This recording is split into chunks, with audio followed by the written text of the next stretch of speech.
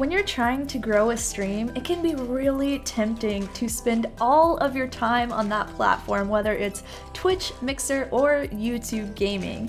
But it's actually better to spend more time off of that platform and create content in other places as well. And that's what we're going to talk about in this video. This doesn't really have any relevance, but I just really wanted to show off this camera because I love it so much.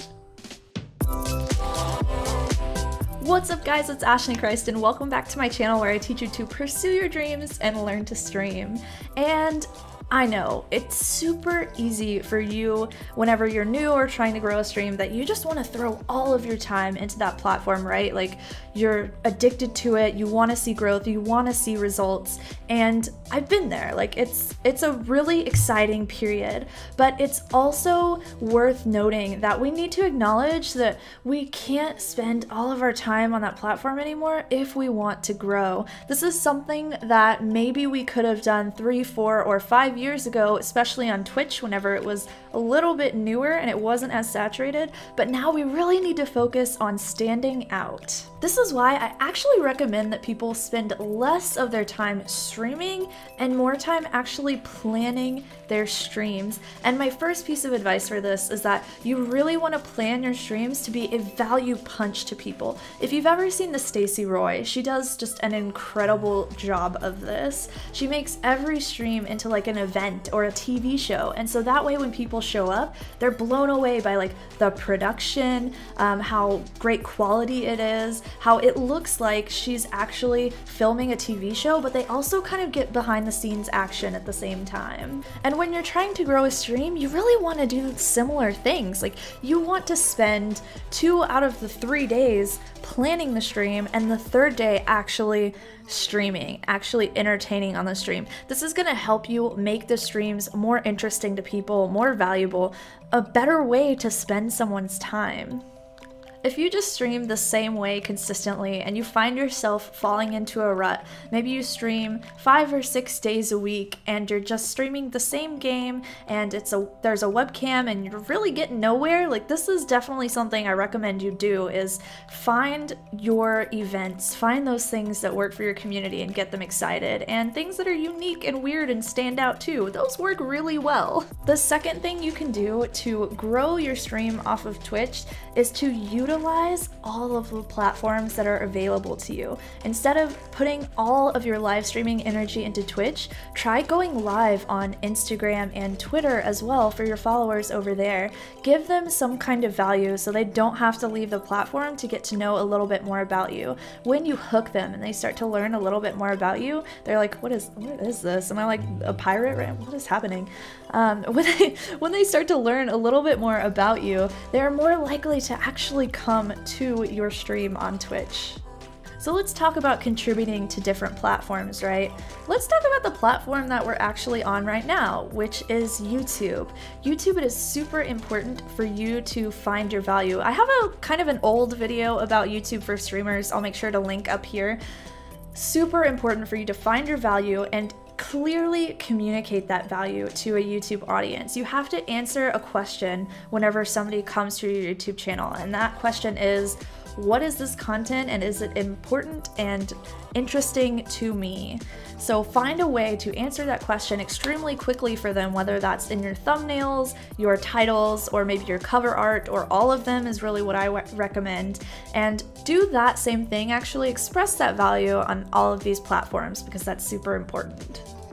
Clip videos are actually really common for streamers. It can be really cool to make like a highlight video of cool plays or funny moments, whatever happens in your channel that you think was fun and interesting and will get people to come to you. Those are really popular. Highlight reels in general are really popular, but there's other content. Like YouTube goes way deeper than just reposting things that happened on your stream. Those videos definitely have value, but if you can find that thing that you know a lot about, that value that you have, and you start making searchable videos, so how-to guides, start talking about, you know, how to combat depression, how to get a really good headshot in PUBG. Start talking about the things that you know a lot about and can express your expertise in, and people will eat it up.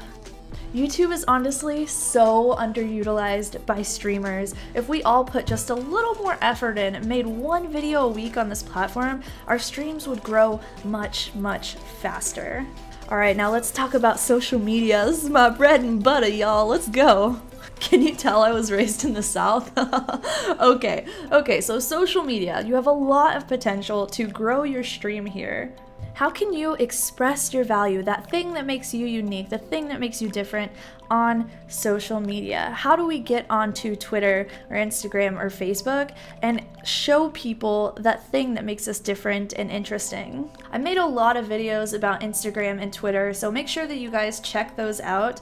In the meantime, I'll tell you, engage with people on Twitter. Just talk a lot, comment on their tweets, use a lot of mixed media types, so use more videos and more GIFs and ask questions and just really put as much of yourself out there as you can in your own value, in your own voice. So in that thing that makes you unique, that one thing that you focused all your content around, start tweeting solely about that and start adding all of your value about that thing.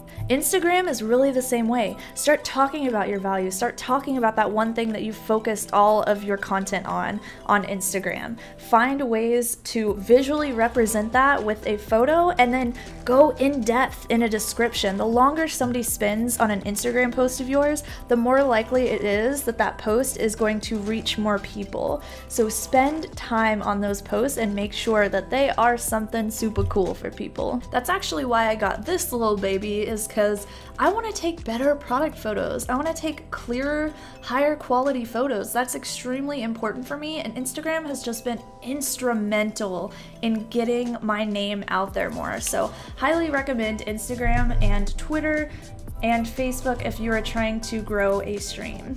Now, another underutilized option is local businesses. Okay, this is something that I really would like to see more of from streamers. I would literally, if there was a charity stream of somebody who was raising money for an animal shelter and they were actually at the animal shelter, I would give them all my dollars. Take it all, seriously, all of it. There are so many local businesses that haven't been introduced to the online space yet, and I guarantee you that if they fit with your value and with what you are giving to people, if you reached out to them and you asked about something that you guys could create together, you asked to collab, they would more than likely say yes. Just because you're going to introduce them to a new space, they're going to introduce you to a new space, and maybe in the future you guys create something even bigger together. Using local businesses or local connections that you have has so much power and so much opportunity behind it. The next place you could promote your stream is through a blog. A lot of people like to use Medium because you're basically writing guest articles for another website, but something that I definitely recommend is having your own website. Having your own site is just smart to do on online business in general because it means that you have a space where you completely own the relationship.